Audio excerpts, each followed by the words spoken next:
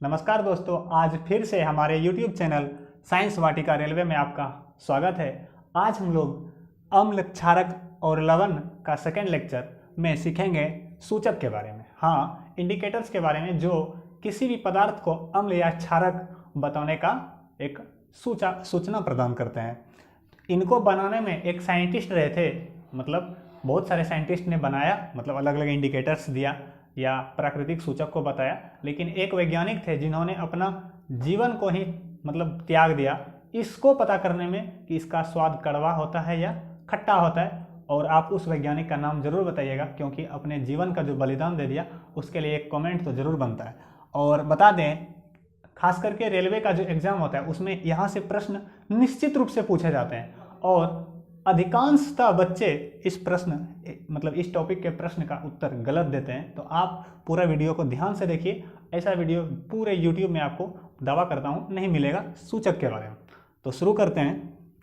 देखिए, इंडिकेटर्स ये बताते हैं या तो रंग के आधार पर या तो गंध के आधार पर कि पदार्थ खट्टा है या कड़वा है, यानी पदार्थ अम्ल है या क्षारक है।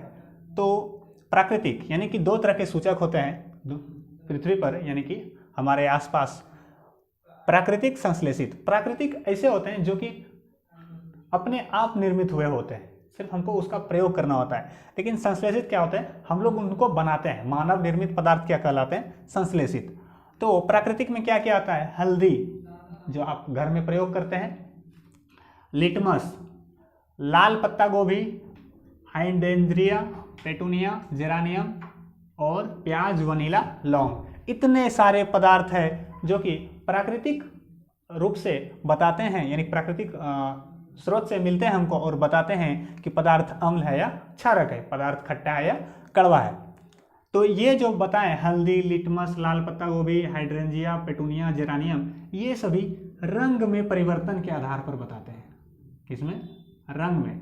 लेकिन आपके पास जो प्याज, वनीला और लौंग है, ये आपको गंध में परिवर्तन करके बताते हैं कि ये अम्ल है या क्षारक है। उसी तरह ये मिथाइल ऑरेंज और फिनोल्फथेलिन ये भी रंग के आधार पर बनाते हैं। तो क्वेश्चन ये आता है कि जैसे कि एक क्वेश्चन आपको कर देते हैं कि निम्नलिखित में से कौन सा सूचक गंधीय सूचक नहीं है। इसमें से तीन ऑप्शन आपको ये रहेगा, एक कोई भी दे देगा, लाल पत्ता गोभी। तो आपको क्या आंसर करना है, लाल पत्ता गोभी। यानी कि इन तीन से हट करके सभी क्या है, रंग के आधार पर सूचना बताते हैं कि अम्ल या क्षारक है वो पदार्थ। अब थोड़ा सा अलग अलग करके इन चीज़ों को समझते हैं। क्वेश्चन जो आता है मुख्यतः हार्ड क्वेश्चन जो आता है यहाँ से शुरू होता है। देखिए, हल्दी के बारे में आप लोगों ने हल्दी को प्रयोग किया होगा, खाना बनाते हैं तो क्या होता है, जब हमारे घर में शादी होती है, क्या होती है, शादी, तो क्या होता है कि मतलब पापा जी होते हैं, लड़के के पापा जी और पापा जी के भाई बंधु, फूफा जी या तो लड़की के तरफ से वो समधी मिलते हैं और उसको समधी मिलने से पहले क्या करते हैं, कपड़ा पहनते हैं उजला, और उसमें क्या होता है, कलर डाला जाता है। कौन सा, कोई भी कलर, हाँ, एक क्या बोलते हैं उसको, होली की तरह कलर डाल दिया जाता है और उसमें क्या परिवर्तन होता है समझते हैं। अगर हल्दी को अम्ल में डालेंगे, अगर अम्लीय पदार्थ रहेगा और उसमें हल्दी डालेंगे तो वो पीला का पीला रह जाएगा, नो चेंजेस, यानी कि चेंज नहीं होगा। लेकिन अगर वो क्षारक में डालेंगे तो पीला से क्या हो जाएगा, लाल भूरा हो जाएगा। क्या हो जाएगा, लाल भूरा। अब समझिएगा ये कहाँ से होता है। जैसे कि हमने क्या बात किया कि वो जो धोती होता है, धोती में हल्दी अगर डाला जाता है, हल्दी का कलर डाला जाता है, तो उसमें आप साबुन रगड़िएगा ना, साबुन जो घर में प्रयोग करते हैं वो सामान्यतः क्षारकीय होते हैं, और क्षारकीय डालिएगा तो पीला से क्या हो जाएगा, लाल भूरा। आप बोलिएगा कि लाल भूरा तो नहीं रहता है, धीरे धीरे खत्म हो जाता है, तो आप पानी डालते रहिएगा तो क्या होगा, लाल भूरा भी खत्म हो जाएगा। तो ये बिल्कुल सही है, आप इसको समझिए अच्छे से, क्योंकि एग्जाम में प्रश्न पूछे जाएंगे। नेक्स्ट है फिनोल्फथेलिन। ये क्या है, अगर आप इसको अम्ल में डालेंगे, अम्लीय पदार्थ में डालेंगे तो ये रंगहीन हो जाएगा। क्या हो जाएगा, रंगहीन। और अगर आप इसको क्षारक में डालेंगे तो ये क्या हो जाएगा, गहरा गुलाबी, यानी डार्क पिंक, डार्क पिंक। ये क्वेश्चन पूछे गए हैं यहाँ से मतलब इस टॉपिक से सामान्यतः सभी प्रश्न पूछे जा चुके हैं जितना हमने इस बोर्ड में लिखा हुआ है। तो एक तरह का ये क्वेश्चन बैंक थ्योरी दोनों है। Next methyl orange. Methyl orange को अगर यानी ये विलियन है, सॉरी लिटमस पर बात करते हैं। लिटमस जो विलियन होता है, अगर आप नीले लिटमस पत्र में अम्ल को नीले लिटमस पत्र में डालते हैं तो वो लाल हो जाता है। ध्यान से, ये लिटमस पेपर है, लिटमस के बारे में चर्चा करेंगे थोड़ा सा उधर गहराई से, पहले समझते हैं। लिटमस पत्र अगर नीला लिटमस पत्र है, उस पर अगर आप अम्ल डालेंगे तो वो लाल हो जाता है, और लाल पे क्षारक डालेंगे तो वो नीला हो जाता है। सामान्यतः इसका प्रयोग इसलिए किया गया कि जो लिक्विड वाले पदार्थ है तो उसमें डालना उचित नहीं होगा, इसलिए उसको ही थोड़ा सा निकाल करके बाहर में ही चेक कर लिया जाए कि वो अम्लीय है या क्षारकीय है। Next methyl orange. Methyl orange को अगर आप अम्लीय पदार्थ में डालेंगे तो वो लाल हो जाएगा, कलर क्या हो जाएगा, लाल। और अगर आप क्षारक में डालेंगे तो वो पीला हो जाएगा, ये भी जानना चाहिए। नेक्स्ट प्याज, वनीला और लौंग। पहले ही बात किए थे कि यहाँ पर बहुत सारे जो सूचक है वो रंग के आधार पर बताते हैं पदार्थ अम्ल है या क्षारक है, लेकिन प्याज, वनीला और लौंग जो है ये गंध के आधार पर बताते हैं कि पदार्थ अम्लीय है या क्षारकीय है।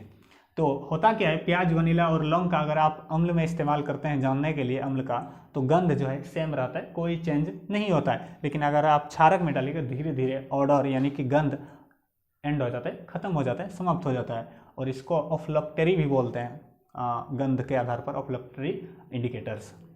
नेक्स्ट, अब सबसे ज़्यादा अम्ल, क्षारक, लवण चैप्टर से सबसे ज़्यादा क्वेश्चन पूछा जाता है तो यहीं से पूछा जाता है, लिटमस विलियन।